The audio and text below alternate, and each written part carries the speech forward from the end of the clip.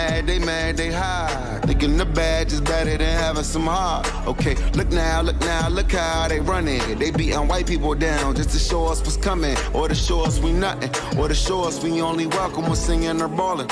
You shut up and dribble. Look. Hey everybody, I'm Carrie Champion. Welcome to We the People. So today we are having a very candid conversation with athletes and artists who want to make sure that you use your voice to vote. Voting is your voice. So we have so many different issues that have happened in this country. It's really, truly unprecedented time. So I'm looking forward to these conversations. I think you'll be educated as well as entertained, but most importantly informed. We have morethanavote.org, whenweallvote.org, and fairfight.com. Those resources are imperative as we try to change our future.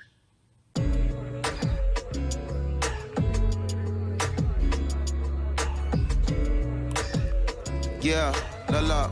There's no way that we can talk about hip hop, or even the fact that we want to talk about activism, black voter suppression, without bringing in this guy straight from Port Arthur, Texas. We are talking about Bun B. He is an activist, a scholar, and an all-around gentleman. Thank you so much for spending some time with us. Bun, I don't want to start heavy, but I guess I have to, because that's where we are in the world today. It's heavy as hell. And when you think about what needs to happen in this country in terms of change, what's the first thing that you think of?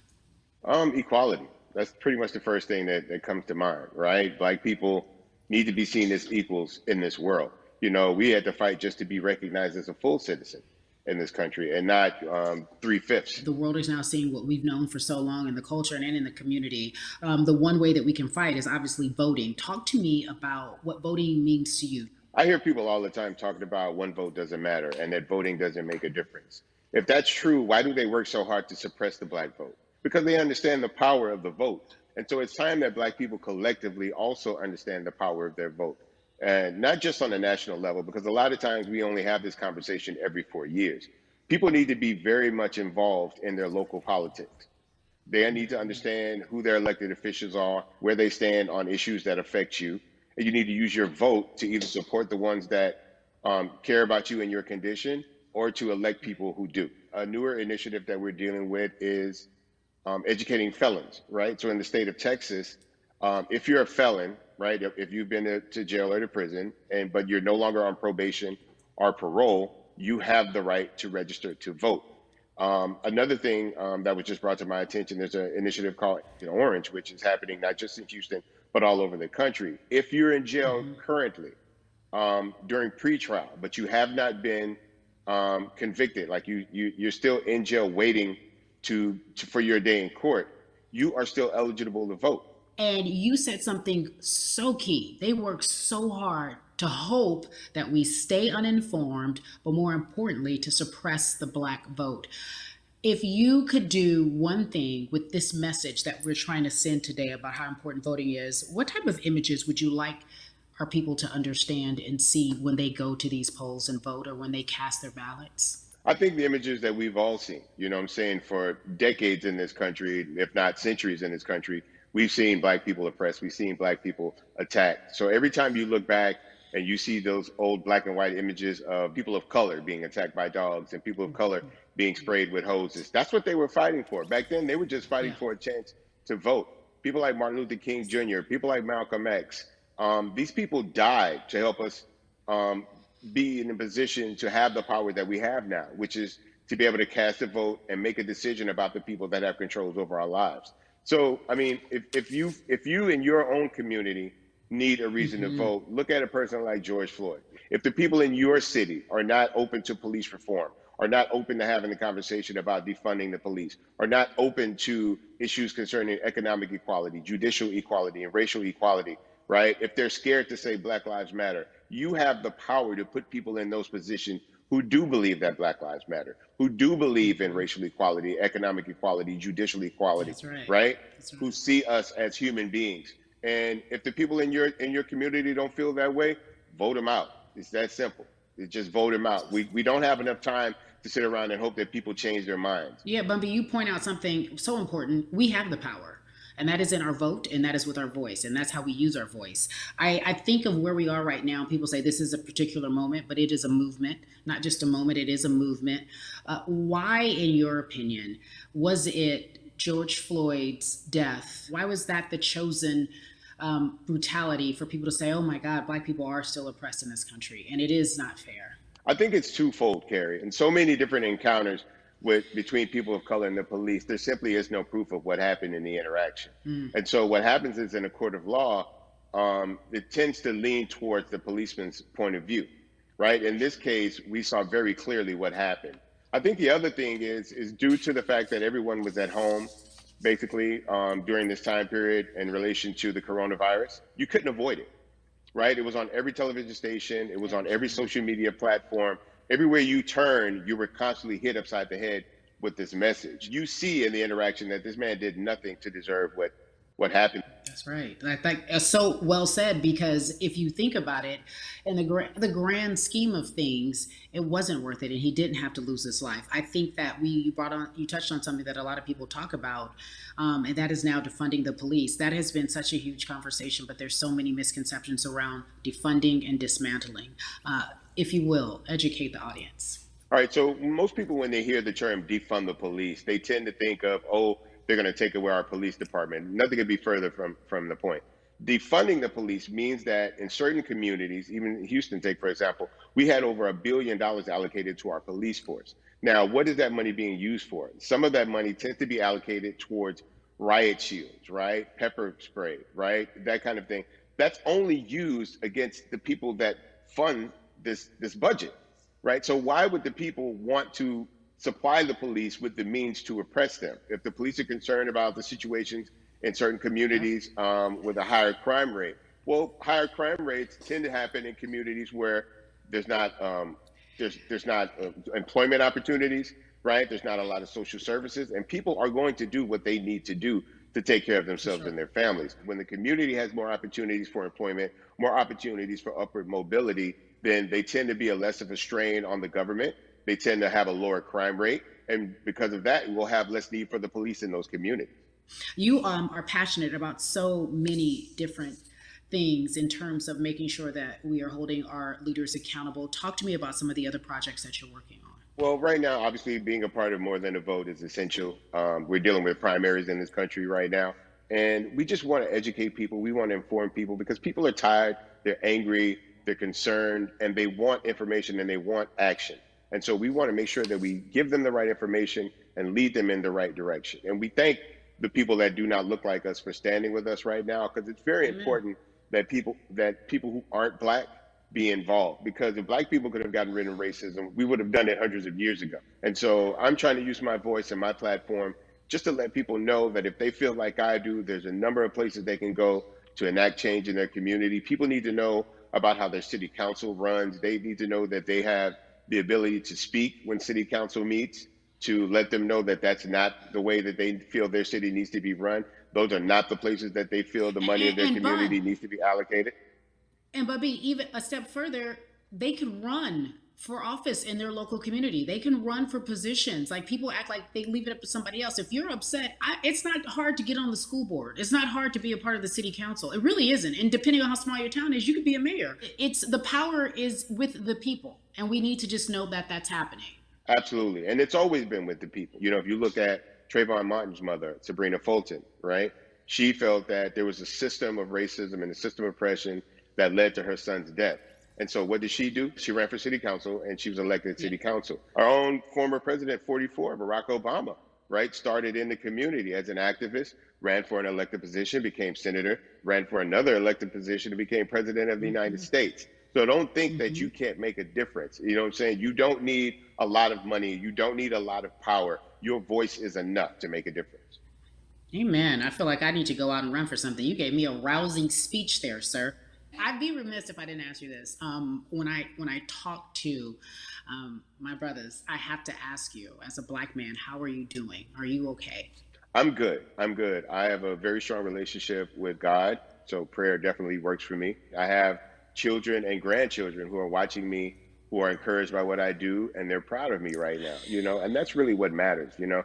The change starts at home, so as long as you have a support system that believes in what you're doing and supports you in what you're doing, you have everything you need to go out there and fight the good fight. And for those that don't, there's a community of people here to help you. So you can go to places like morethanavote.org. There are many different places that will encourage you, inform you, and they will put you with groups of people that feel like you, that are ready to take action. So no one has to go about this alone if they want to do it. Yeah, we're stronger together. People have been saying it, but that has much more meaning now that we are in our movement, not just this moment. Bumby, it has been an education, always a pleasure. Thank you so much. I appreciate you. Keep fighting the good fight. Keep up the good fight.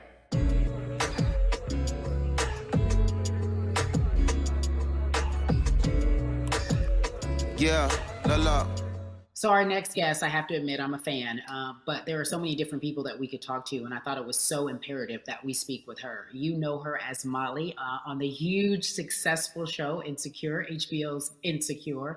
She also has a comedy special highlighting her Nigerian roots, and she's an amazing podcaster. Let's welcome in Yvonne Orji, everyone. You have such a beautiful way of making things funny, giving us our medicine with some candy, right? The humor and the healing. You bring all of that to your space. And right now, as you look across this country and how everyone is so broken and so upset, if it's not social injustice, it's the pandemic, it's depression, it's unemployment, the list goes on and on. How are you doing, quite frankly? I'm rediscovering self in a way that is hard, but necessary, that will lead to ultimate joy. I know it sounds like a lot, but no, I think I personally think that God put all of us on a global timeout. Like we just, America hasn't done as good as other people when it comes to timeouts because everyone else is out playing at recess, and we're still in the principal's office hoping and wishing we can come out. But I think that if we settle into the timeout and really learn the lesson that we're supposed to learn from this season, I think we'll emerge better. We'll learn how to play well with others in more ways than one. And so personally for me, I'm taking this time to learn me in a new way. I feel like I'm being ushered into a new season, and I'm getting still, because sometimes the busy confounds the work that we're supposed to actually be doing. We're busy doing other stuff, but we got work that we need to do on the inside. And I'm leaning into it. I'm like, dang, I thought I was gonna be able to rest like everybody else. And God's like, nah, we got work to do.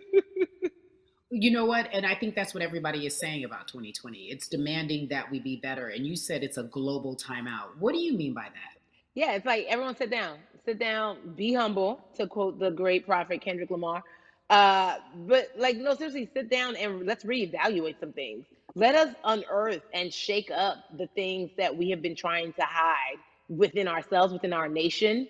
I think America is going through an unraveling right now, a much needed, a much necessary one. And I think all eyes on us, right? There is no, I was on the subway for an hour, so I didn't miss that thing that happened. No, everybody was home. Everybody, was watching when George Floyd died, and everybody, no one could hide it. Everyone was watching when Amy Cooper called the cops. Like, this is a time where it's like, we can't pretend it away. We can't excuse it away. No.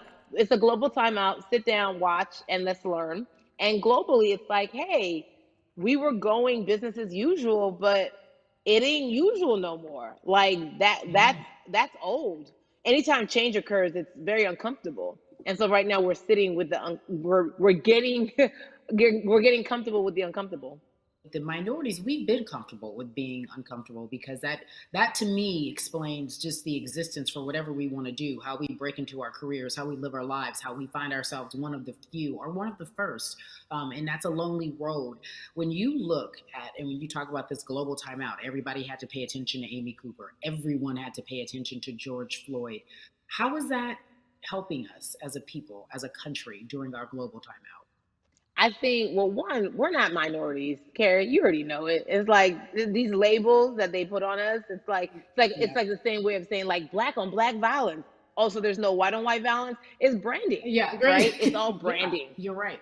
It's like white people kill white people every single day. So no, there is no black on black violence. And if you say black on black violence, well, then let's brand white on white violence. Like, I watch Investigation Discovery.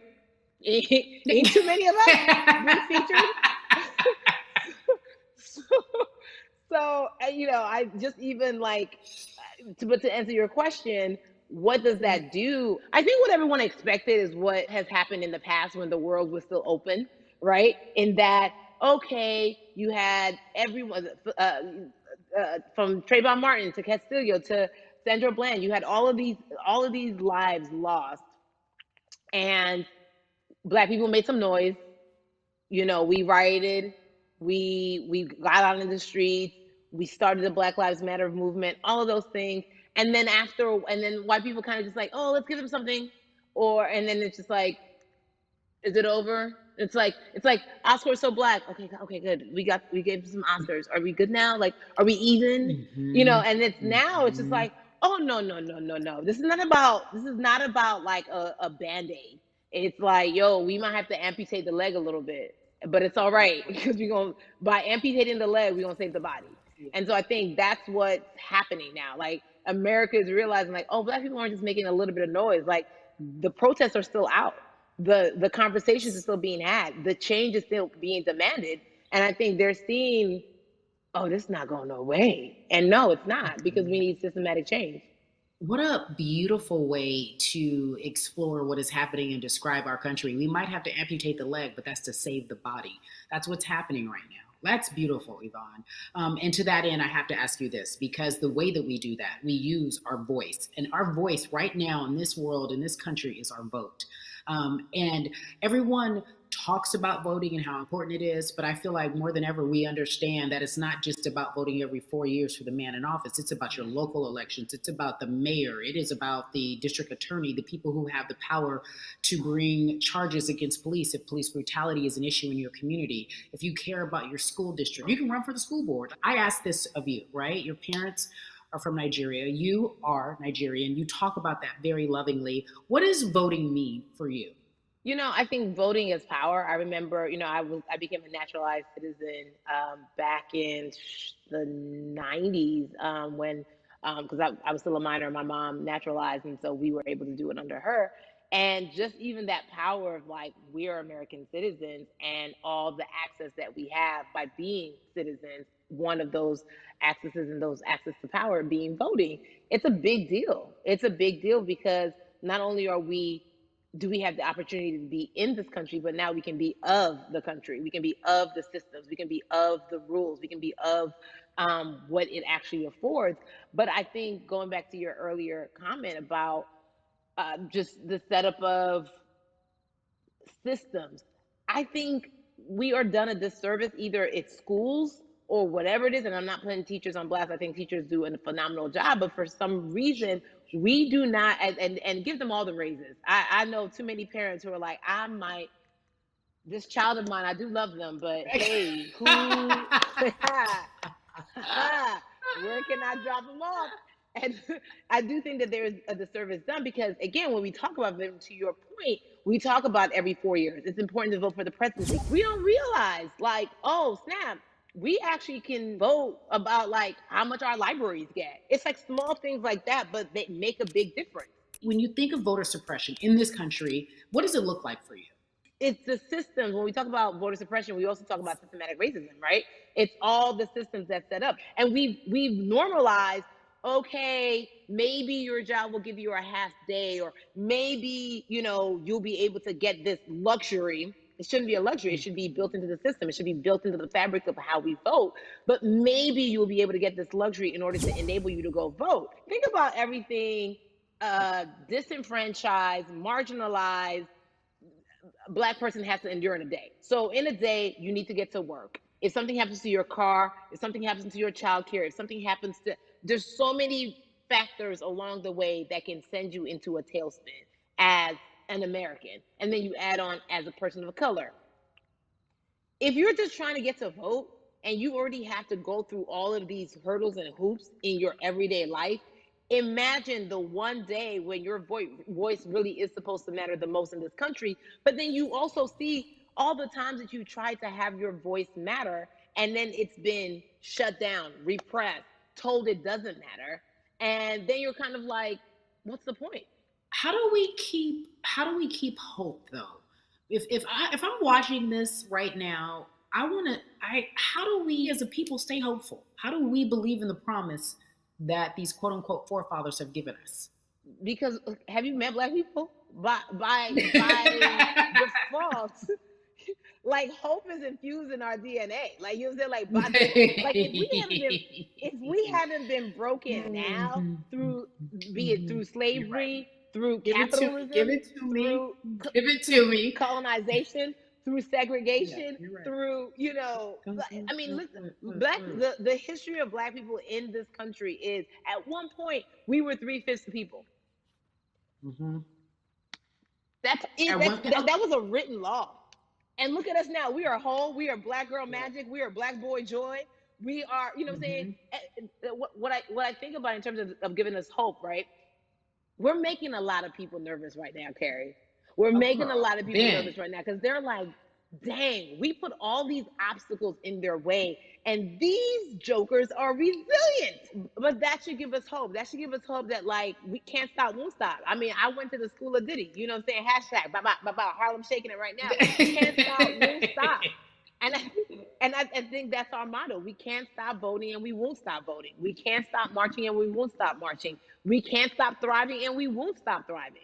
To that end, because you led me directly there, I've been asking everyone who's appeared on this platform, what does activism look like? And I feel like back in the day, we had an idea. Yes, it is marching. Yes, it is protesting. Yes, it is speaking out against things that we feel are not right or unjust. But talk to me about what activism looks like for Yvonne Orji. Listen, activism, I think the beauty of activism is that it has many faces, right? You're going to have the people on the front lines. Like, you know what?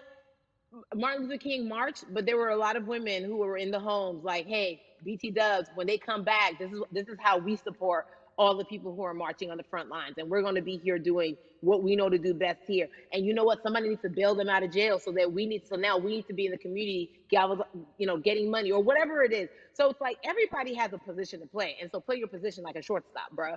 So whoever you are and whatever you do, play your position. So activism could look like, you know what? I'm not the one that's built to be on the front line, but you know what? My pockets go deep. So I'm gonna support the people on the front line. I'm a comedian. Black joy is a form of activism.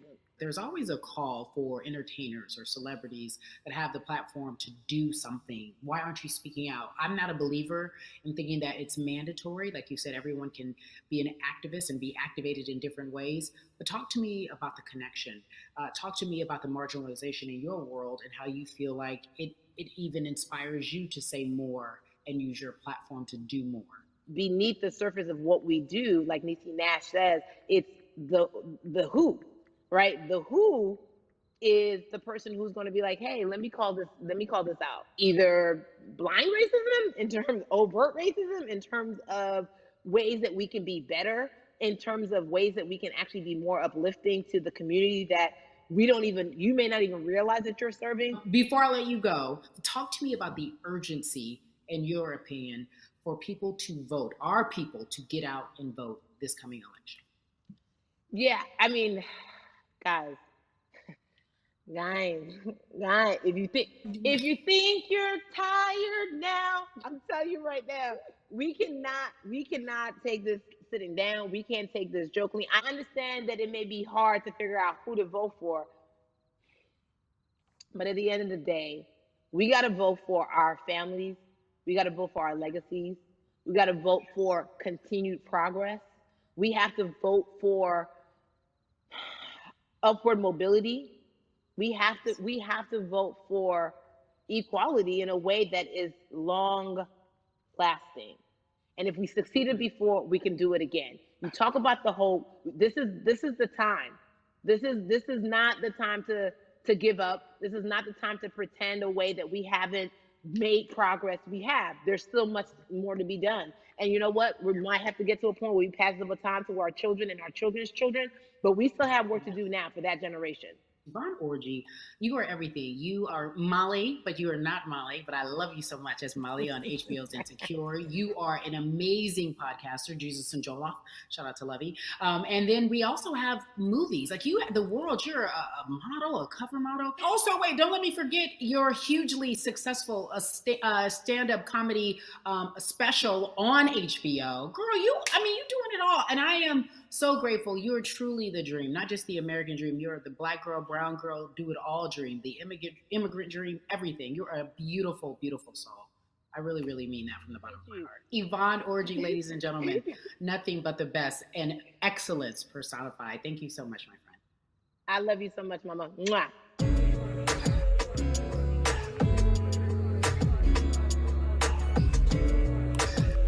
Yeah, la la. So Atlanta has been one of the hotbeds in terms of political unrest and social injustice. We've seen so much happen in that city, and we've also seen so much come from that city, including one of our very own founding fathers of the civil rights movement, and that's Martin Luther King Jr. But right now, we want to welcome in someone who has used his platform to talk about voting, to talk about racial injustice, and how he's trying to help. Atlanta's very own Russ joins us now on We the People.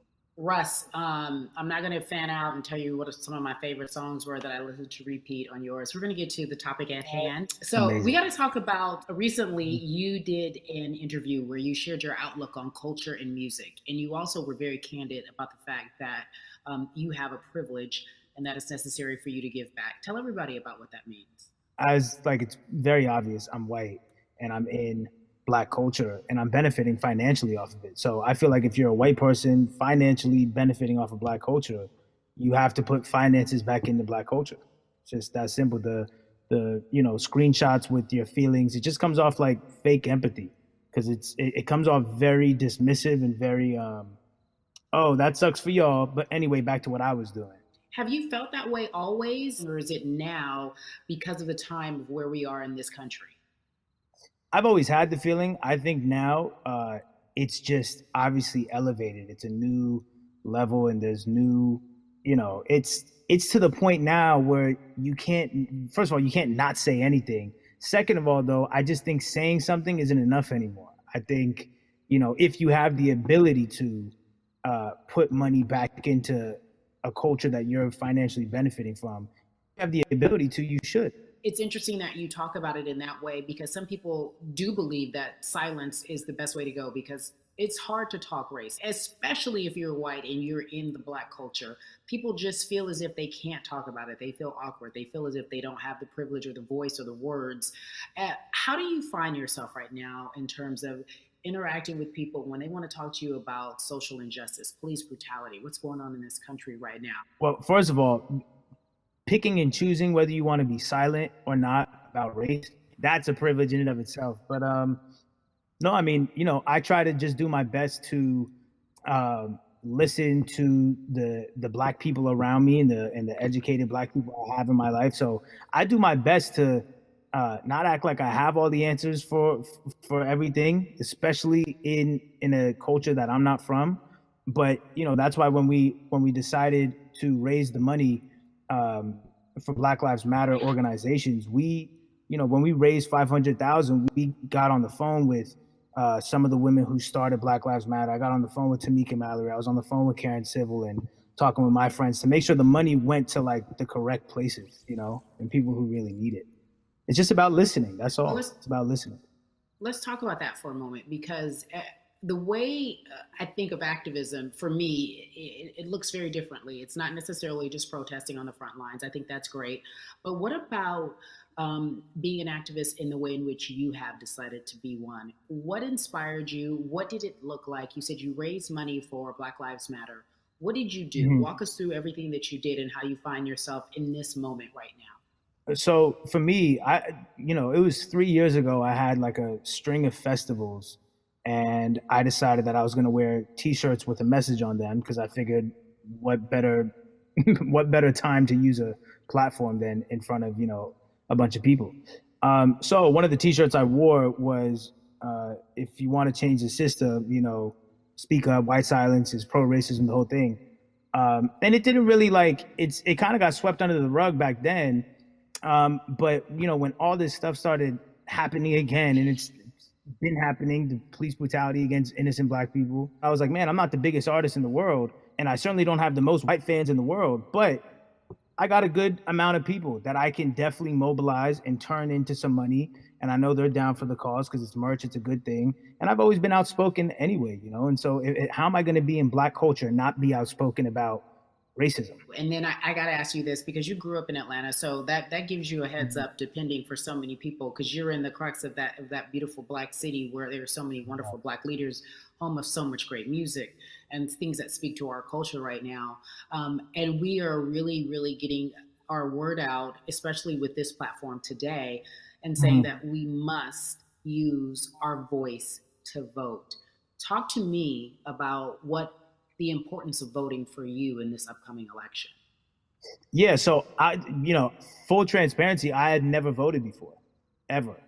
And because, I was one of those people who was like, my vote doesn't matter. And, I don't know, maybe it's because I was younger, maybe it's because I really thought that, or I don't know, but I just think that it's got to, now this is a bit of a privilege to say it's got to a breaking point for me, because obviously it's been past the breaking point for Black people. But I think that as a whole, the young people need to get out and vote, because we're the ones that never show up. You know what I mean? We never show up to vote, but we're the future. So it's like, look, we got to go out there and vote, and then whatever happens, but at least we did our part. You got to do your part. You're very candid in saying that you just decided to vote. And I think there's a beautiful irony in the fact that you have your fans saying, because of you, I'm voting. Right. And there's something beautiful about that. But I want to know why now for you. Why in this moment is it important for you to vote? And what hit your spirit to say, yes, this is the time to do it? Honestly, because I think that George Floyd really woke up a lot of people who, including myself, who I was vocal and outspoken about racism. I put it in my lyrics. I put it on T-shirts. I would talk about it in interviews. I was vocal about it. But that video in that moment, I think me along with a lot of other people just kind of was like, all right, like words are simply not enough anymore. We got to do something, whether it's raising money, whether it's voting, or all the above. Like we got to do something, and I'm ashamed that it took that for me to be like, I need to raise money and I need to vote. It's a shame. And I don't know, I guess it snapped a bunch of people out of it, and even if you were vocal and whatnot, it's time to actually put your money where your mouth is. It's time to go vote. It's time to just stop talking about it and be about it, and it's been time for that. But like I said, I'm ashamed that it took me this long to actually really, really be about it, but I'm here now. So Russ, we all know that this is going to be your first time voting. Tell me what that experience is going to be like for you in terms of what you're excited about. I think, what it's going to do for me? It's going to let me know that I'm contributing to something bigger than myself, and I'm actually putting my money where my mouth is, and I'm being about it. Because for so long, and I know I'm not alone with this, but standing on the outside and just screaming about this and that and this should change, and it's like, all right, but did you vote?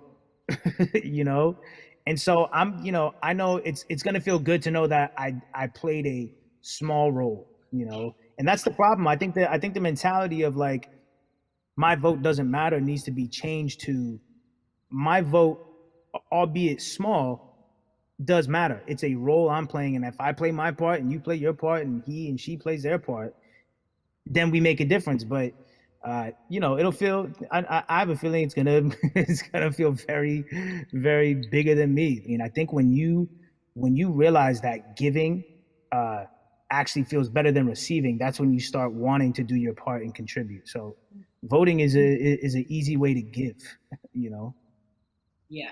To whom much is given, much is required, and you have been given a huge platform, and we are so grateful for you, Russ. Philanthropist, artist, community activist, first-time voter. We appreciate you for doing this, okay? Thank you. I appreciate y'all.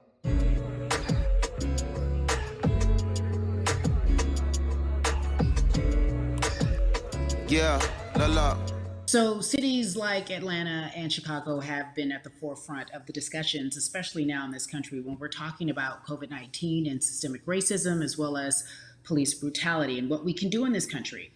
Again, we're continuing our conversation, letting you know that your voice is your vote and your vote is your voice. We can change where we are in this country. Currently, I'd like to welcome in Chicago Cubs right fielder Jason Hayward. I appreciate you. I brought in Atlanta and Chicago because I know you grew up in the metropolitan area of Atlanta, more specifically McDonough, let's be technical. And you have been very vocal throughout this entire time in terms of what our country's been experiencing. Let's look at the past month and a half, if you will. What has been the hardest thing for you to deal with? The hardest thing for me to deal with, Carrie, this last month has just been going from the virus shutting everything down to us being called to action. We've had multiple police brutality situations. We've had people protesting, wanting to get the message out. But I really realized that I need to be a part of the positive message and make sure that doesn't get lost in all the chaos going on, for people to actually hear from a reasonable, respectable person who cares about everyone involved. A reasonable, respectable person who cares about everyone involved, which leads us to More Than a Vote. It is a beautiful collective of Black athletes and artists. You are a part of that. Talk to me about why that's important for you right now on this, be a part of that collective. To me personally, it's important to be a part of that because I've somewhat used baseball and my craft as an excuse to not get more involved in voting. But I can't any longer use baseball and work as an excuse not to get educated, and not also to show people, like, at any moment in time, any walk of life, we can make a difference. So tell me in your words, what does activism look like for you? In my words, it looks like LeBron James, the biggest athlete right now on the planet, speaking up and breaking the ice for everyone. But I think for the first time, people see and hear from us. So now we have white teammates, we have other people speaking up and realizing, okay, like, this is how we go about doing this. And to me right now, social media, athletes speaking up, entertainers speaking up, like we're trying to do with More Than a Vote. You said something I thought was so key, because covering sports for so long, I know that it's tough for Black players specifically in Major League Baseball to talk about how they feel. Adam Jones did it in a very eloquent way early on, but there are very few that are vocal. You said you all were afraid. Why use that word, and why were you afraid? We was afraid because in 2019, there were 68 of us total. And there are 38 teams. There's 25-man roster on each team. There's a 40-man roster, which is on each team as well. And there aren't many of us. So we're outnumbered in that sense, but not always in a negative way when it comes to our teammates and our clubhouses. But to get to this point, you have to move a certain way. You got to be careful what you say. You can't ruffle feathers. You can't come off in any way. Much like other Black entertainers, much like yourself, probably having to live through life every day. But to get to the highest level, you got to button up. You got to be seen and not heard. So baseball, like I said, it was time for us to try and speak up and make a difference and show it's okay to do so, because we can't be quiet any longer. That is a button up, be quiet, be seen but not heard. That is an expression that a lot of Black folks can relate to in whatever aspect of professionalism that they experience, especially if they don't work for themselves. They just feel that. That is also a socialization that we have as Black folks, well, especially, like you said, if you want to get to the higher level.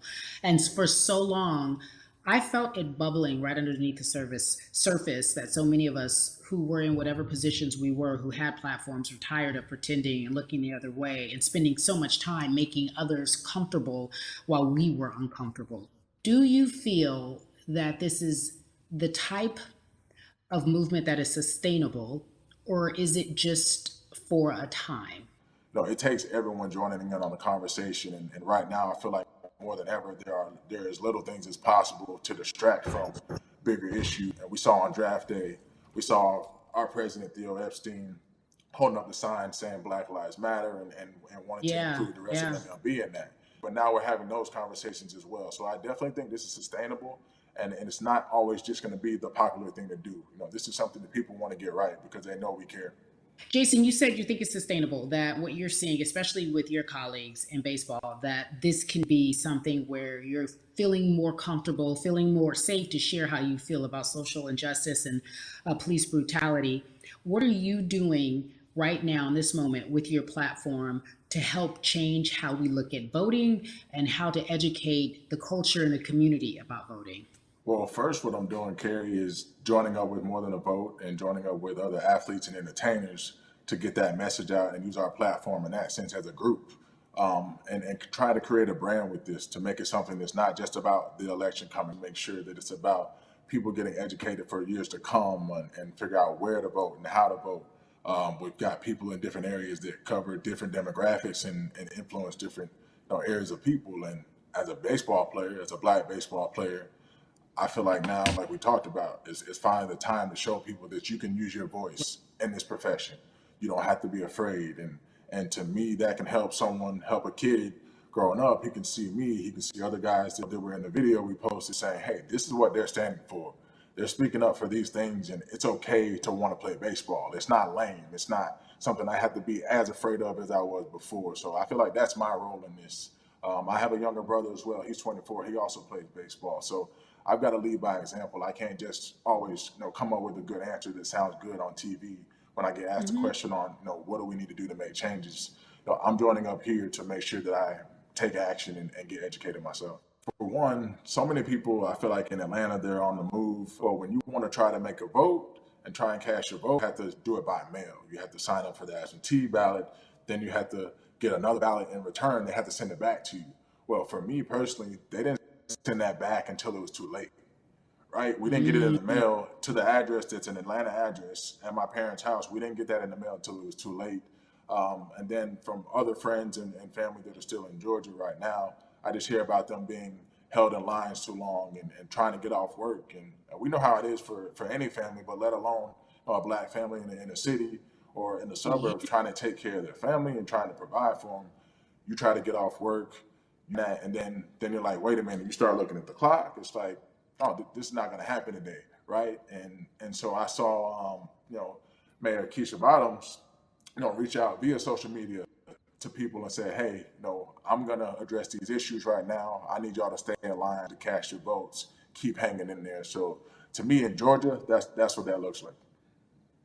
Well, it's interesting that you even bring that up because there have been all these images specifically from Georgia, because that's such a battleground, where you see people, especially when it came to the primaries, doing whatever it takes.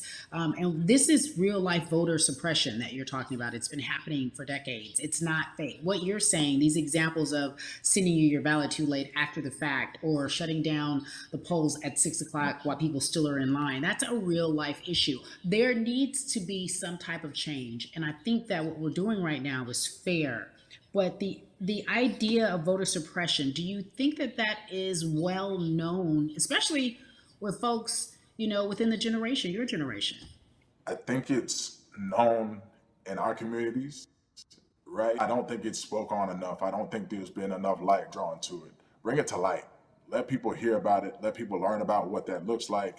And get more people to say, okay, look, like this is going to happen. We have to expect this, and we can no longer make the excuse. We can't say they didn't warn us. Jason, everybody knows, or it feels as if everyone knows, that the time is now. America's paying attention to us. We have their eyes. We have their ears. If you look toward the future, what are you most excited about in terms of seeing a change?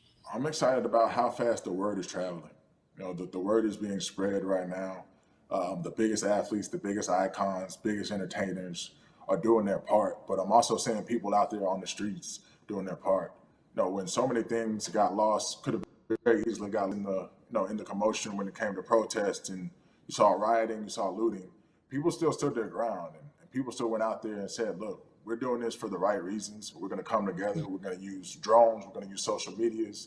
I feel like this is a new wave of getting things done the right way and just spreading the message. You're right about that. And you're right. People are spreading the word unapologetically. We out here. We doubling down. Thank you so much. I appreciate you. Right.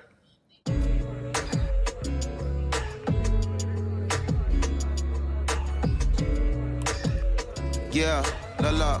Hey, everybody. I am so excited to welcome a friend, a brother, family member, if you will, former colleague, NBA great, sports analyst, philanthropist. He does it all. And he's here to give us his time and his platform to talk about something that is so important, that is voting. Everybody, welcome Jalen Rose to We the People. Talk to me about how important it is for the people who know you and love you and look up to you. Why is it so important that you use your platform to talk about voting? Initially, we have to get past the stigma of the mental systemic racism that comes with the presidential race, governors, mayors, senators, judges. We've been conditioned to believe that our vote